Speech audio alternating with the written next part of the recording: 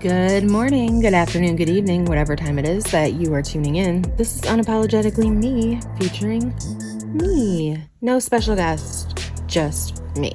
How are you guys doing today? I hope you guys are having a great week. I hope you're having a great day. I hope that you have a great weekend coming up.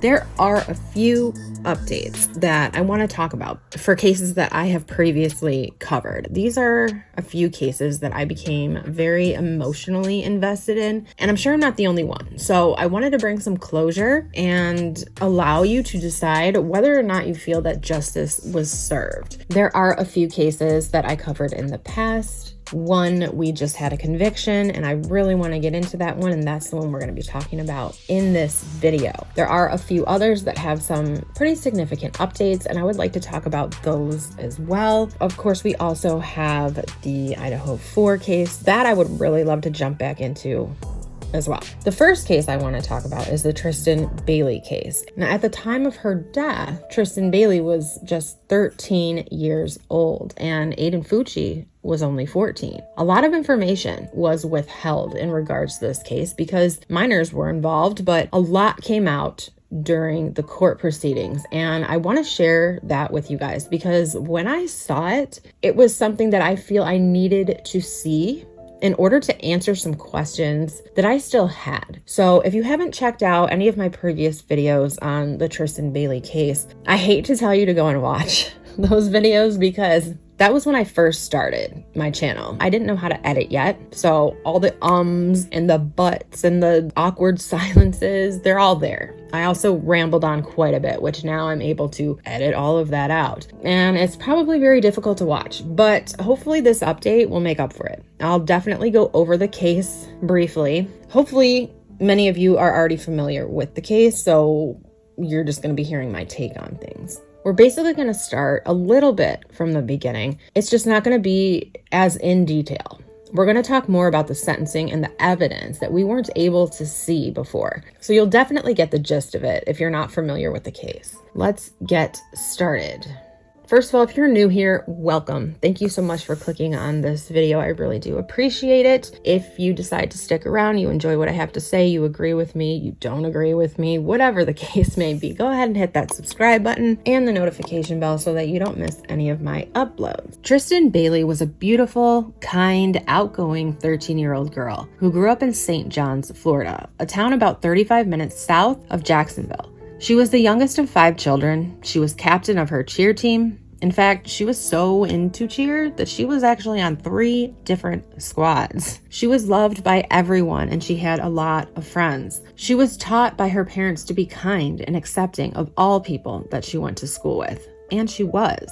She was not at all the type of girl who one would think would have any enemies, and certainly not enemies that would take her life in the brutal way that it was taken. But on the night before Mother's Day, May 9th, 2021, another classmate of Tristyn stabbed her to death 114 times and left her body in a wooded area where it was found by a runner the following morning. Early that morning of May 9th, Tristyn's brother went to Tristyn's room to wake her for the family breakfast that she and her siblings were going to make for Mother's Day. He found her room empty, and from that moment on, Tristyn's family has been living in a consistent nightmare that just won't end. 14-year-old Aiden Fucci, a fellow classmate of Tristyn, encouraged her to sneak out on Saturday, May 8th, to come and hang out at another mutual friend's house. She did end up going there, and after only about an hour, Trey, whose house it was, told both Aiden and Tristyn that he was tired and that they needed to leave. So Tristyn and Aiden left Trey's house at approximately 1 a.m. Again, remember, I'm only giving you the gist here. So the two left. And at about 1:24 a.m., they were seen on video surveillance walking towards the area that Tristyn would later be found. At about 3:22 a.m., Aiden was seen running back past the video surveillance, carrying his shoes alone. Later on that morning, after the police were notified of Tristyn's disappearance, police began talking to some of Tristyn's friends, and they found out that she had in fact snuck out the night before, and that the last time she was seen was with Aiden Fucci. Police found this out through Trey, whom they interviewed with his father present. And anyone who is familiar with this case will recognize these photos and video of both Aiden and Trey in the back of a cop car talking about Tristyn as if the whole thing's a joke. And walk out the damn. When you see this in a month, it's in a fucking cop car, cuz. Tripping, dude.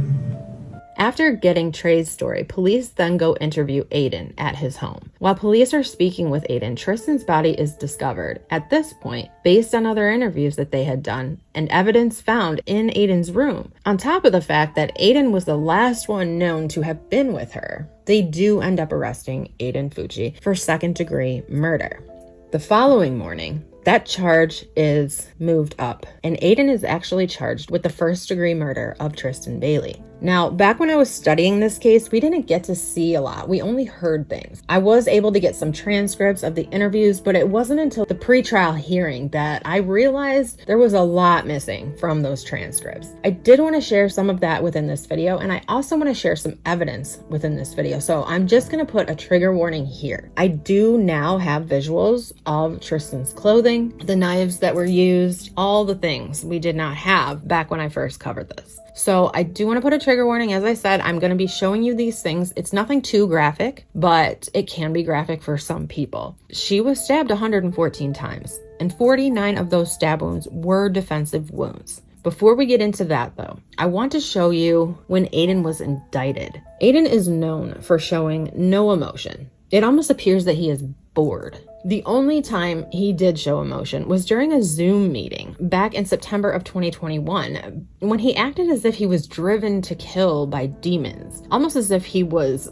trying to get a plea of insanity as a defense. I don't think there was one person that saw this video and thought, oh yeah, he might be crazy. Most people looked at it and laughed. They could see right through it. He's not a very good actor, we'll just say that. And I said, the only emotion that he showed, which really wasn't showing emotion, it was acting. The only thing I can see him showing here is what a freaking idiot he is. To really think that this was a good enough performance to go for an insanity plea, I mean, what do you think? In any and all other court appearances, including the trial itself, you can see no emotion in Aiden Fucci. Absolutely zero. Even when Tristyn's family members are testifying and crying on the stand, you see no emotion from Aiden. And the only time there are tears in his eyes is when his own grandmother is testifying on his behalf. And I'm not even so sure what those tears are actually for. So I want to say to the family, I'm so sorry. I wish I could change what happened. And we pray for you every day. I pray for you every day. I pray for my family every day. And I just hope that you find peace somewhere. And we lost a child too. You know, he's I know there's not physically here, he's here, and we just miss him, and which just didn't happen. I don't know, you know. I had to plan in my mind what I would say, but when you get up here and you're so overwhelmed, you just don't know what to say, because it's just a very tragic situation, you know. It's just tragic.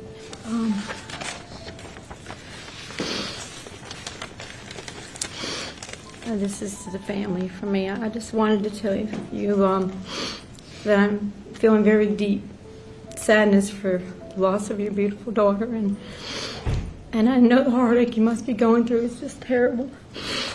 And I will pray for you every day, I promise. And I just hope you find peace, you know, sometime, you know, and closure for what happened. I can't see real good, I'm sorry. Probably look a mess. I just wanted to tell you, I know he has to be punished, and for his actions, and I love him, and his family love him very much too. And I know we're a very large Christian family, and we pray all the time, and I just hope you consider it a little bit, and please don't take him out of our lives forever. I know that I've died and not be able to spend time with him sometime before I go. I don't know. I am not good at this. I'm so sorry. Yeah. I know there's some good in Aiden. I don't know what happened to him that this caused, but I know there's some good in him. And I think if we find that out, what caused him to do this, you know, maybe we'll have more understanding of what happened. I don't know. I can't think. I just can't think. All right. I'm sorry. Sorry. No further questions, Your Honor. I'm sorry. He was evaluated and deemed competent to stand trial. He was actually evaluated a couple of times, and he maintained his innocence all the way up until they began to select the jury. It was then that his defense team entered a plea of guilty. Now, this is just my opinion, but I believe he entered that plea of guilty because he knew he was not going to be found not guilty, and the punishment, obviously, can be less if a person shows remorse. And in order to show remorse, you have to first admit that you did something wrong. Also, because he had pled guilty, the trial wouldn't happen. It would just basically be a penalty hearing. Nowhere near as much would come out, but there could still be people testifying, and there were. But typically, this hearing is just for deciding the penalty. Would it be 40 years or would it be life in prison? The prosecution is going to paint him out to be the worst person ever, while the defense is going to try to clean up that reputation that the prosecution puts out there. But at the end of the day, I think none of that was ever going to matter with this case because there was just such overwhelming evidence against him, and he may have pled guilty, but the lack of remorse is still evident, in my opinion. And this is someone, in my opinion, again, who has no soul. And I believe I said in some of the videos that I made a year ago, it appears to me that Aiden Fucci is a sociopath and possibly even a psychopath. That is just my opinion. And when we get into what he did, and furthermore why he did it, I think you'll see where I'm coming from when I say that. The main reason I'm going to be going through the evidence visually now is obviously because I didn't have the visuals when I first covered this case. And now that we've had a conviction, we have evidence that we weren't allowed to see at the beginning. I feel like it's very important for you to see some of this evidence because seeing it makes it more of a reality. I'm not showing it for shock value or to exploit this case. I just want to show the reality. Towards the end, you'll understand where I'm going with it. Aiden Fucci pleaded guilty to first-degree murder in the stabbing death of 13-year-old schoolmate Tristyn Bailey. He admitted to brutally stabbing Tristyn more than 100 times in the woods at the end of a cul-de-sac in his quiet Durbin Crossing neighborhood. Judge Smith made a point before he pronounced his sentence for Aiden, saying that it was particularly troubling that this crime had no motive. Quote, "It wasn't done out of greed. It wasn't done in retaliation or retribution or revenge. It was not a crime of passion. It was not a crime that was committed because he felt rejected by her. It was not done in a fit of uncontrollable anger. There was no reason. There was no purpose. It was done for no other reason than to satisfy this defendant's internal desire to feel what it was like to kill someone." This leads this court to the conclusion that there is only one appropriate sentence in this case, unquote. Judge Smith also recounted vivid details of Tristyn's, quote, horrifying death, unquote, including her 49 defensive wounds. That meant, quote, she was aware and that she was doing everything she could to fend off this attack.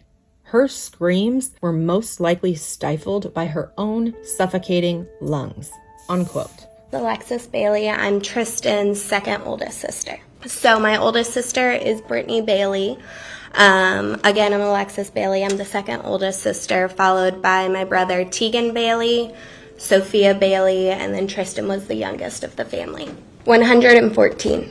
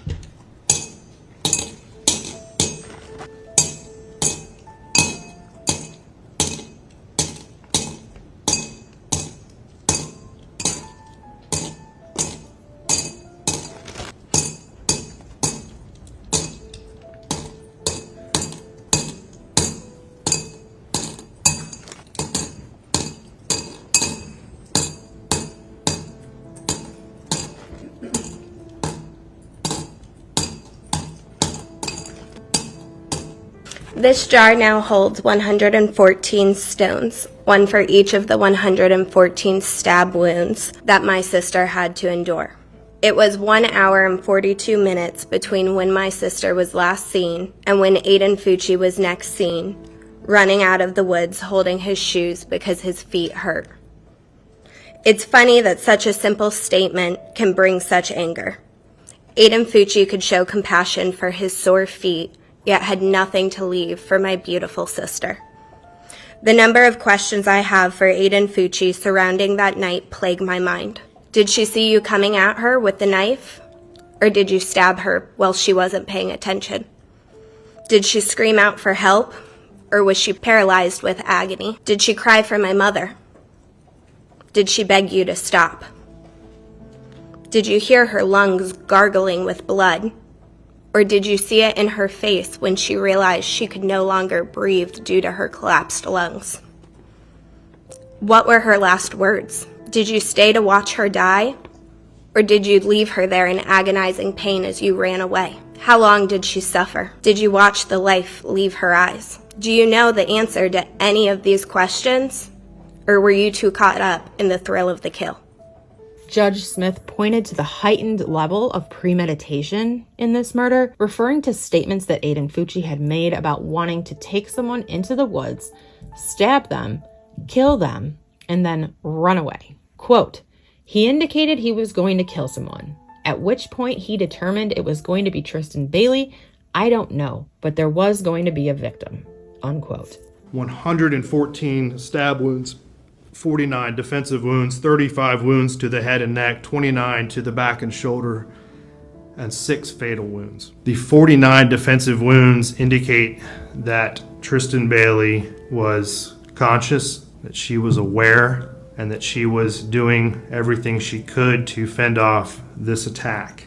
She suffered a painful, horrifying death from someone that she trusted. Her screams were most likely stifled by her own suffocating lungs. He lured her into a secluded place in the woods near his home, and he led her there under false pretenses. There was a heightened level of premeditation in this case. Based on the prior statements that he made to his girlfriend and his friend, he indicated that he was going to kill someone. At which point he determined that it was going to be Tristyn Bailey, I don't know. But there was going to be a victim. He indicated how he was going to do it, that he would take them into a wooded place, he would kill them and then run away so that he could keep on killing. He told his best friend that he wanted to kill someone to see what it felt like, and he wanted to watch them bleed out. This particular crime was committed with the weapon of choice as a knife, which he nicknamed poker. That required a up-close, personal type of murder that is rare.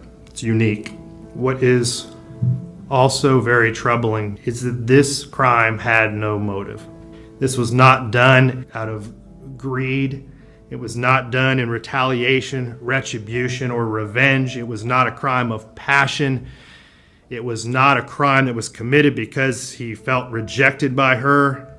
It was not done in a fit of uncontrollable anger. There was no reason.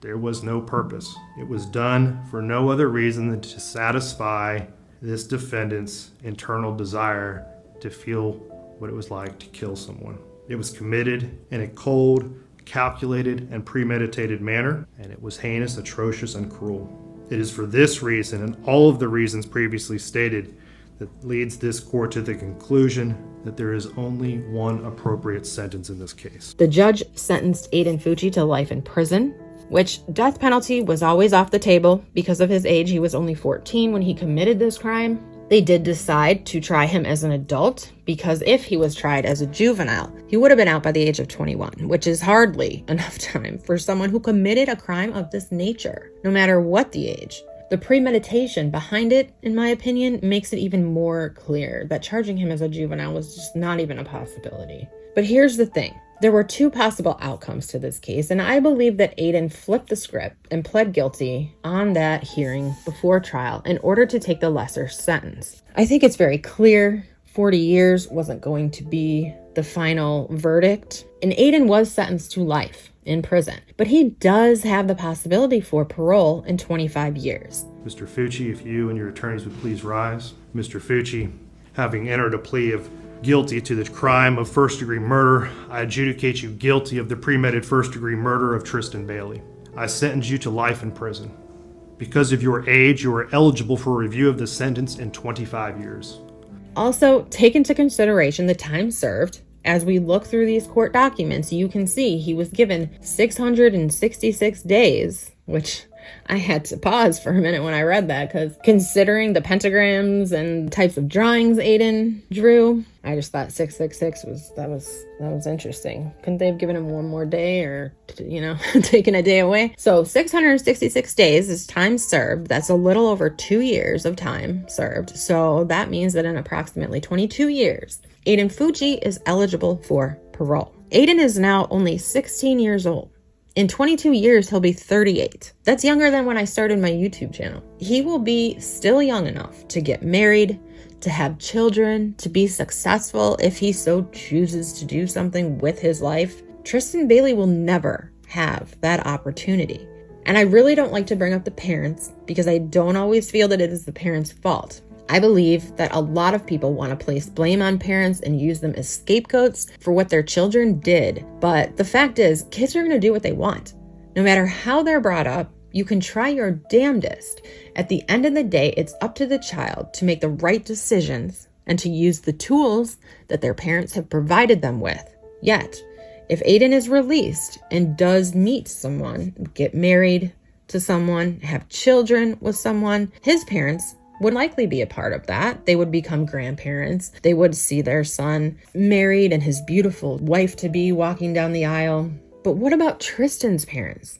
Tristyn's mother spoke about how they will never have these moments with their daughter, how Tristyn's father will never walk her down the aisle. And even speaking of closer goals that Tristyn had, she'll never go to Worlds, which was one of her dreams in cheer. Aiden Fucci, you have destroyed me. You have taken away my baby girl, my past, my present, my future, by your calculated, vile actions. I will never be able to watch her perform on stage with her cheer team. I will never see her win Summit or Worlds. I will never have our special weekends away, just the two of us. She will not be able to graduate high school or college. And her father will never be able to walk her down the aisle at her wedding. You have taken this all away from us. I will never understand the heinous choice you made that day, or why my kind daughter was the one that you chose. I will spend the rest of my life grieving our beautiful daughter, longing to hear her voice and hold her in my arms. Your Honor, I plead with you. Please consider everything that he has done to our daughter and to our family. Aiden Fucci made a heinous decision on May 9th, 2021, and took the very life that I brought into this world. Please do not for 1 second think that he could be rehabilitated at any point. He is beyond saving. He should have to pay for his crime against my daughter. Justice is an empty word for our family, as it can never bring Tristyn back. But justice is for society, and he should have life without parole. Thank you for everything that you've done in this case, and I know that you have really hard choices in front of you. I'm gonna be placing 2 rocks into this. This white stone is for her sister, Sophia, who will never have the opportunity to be a big sister again, and you stole that from her. This last one is for me. And it represents everything that you have stolen from me. My words, my joy, my hope, my future, and my beautiful daughter. So many things have been taken from this family. Why are we going to give her killer a chance to have all of the things that she deserved? That is my purpose for showing you this evidence. It's not to exploit the case in any way. It's to show you the reality of what this kid did to someone who did not deserve it, strictly for the thrill of it. And not only that, we see zero remorse. The apology letters, take a look at those. They look like they were written by a 4th grader, first of all, and do not show any sincerity, in my opinion. When we look at Aiden in court, he's looking around, he's rocking back and forth in his chair, like he's in detention at school. Not one tear falls from his eyes. He doesn't appear to be sorry at all. He apologizes because he knows that that's expected of him, not because he sincerely feels guilt or sorry for what he did. He's young, yes. Could he be rehabilitated? Of course, he could be. Anything's possible. There are kids who have been convicted at young ages who have turned their lives around. But there are other people that I believe are just born evil. Not to say they're like the devil's child, but they don't know how to empathize, sympathize, or even show any emotion at all because they don't feel it. That, in my opinion, is Aiden Fucci. Those types of people are beyond rehabilitation, in my opinion. It's not even a possibility. And especially being held in prison, he's not going to get any type of therapy that's going to help him think of things any other way. Lives don't mean anything to Aiden Fucci, in my opinion. They didn't when he was 14 years old, and they won't when he's 38. That's my opinion. I'm going to be in my 60s when Aiden Fucci is eligible for parole. I probably won't even be doing this anymore. So I want to say right now, while it's fresh in my mind, in my opinion, showing you the facts and evidence of why I have this opinion, so that maybe 25 years from now, it helps someone show up to that parole hearing and fight for Tristyn. Someone that maybe is on the fence about whether or not Aiden Fucci should be allowed out among the public. His behavior in jail has been questioned. It's been said he's extorting other inmates for commissary. He's been in several fights where he's even tased. He's been in altercations, which isn't rare. I mean, it is prison. You're not gonna spend your life in prison and not have an altercation here or there. I guess we'll see.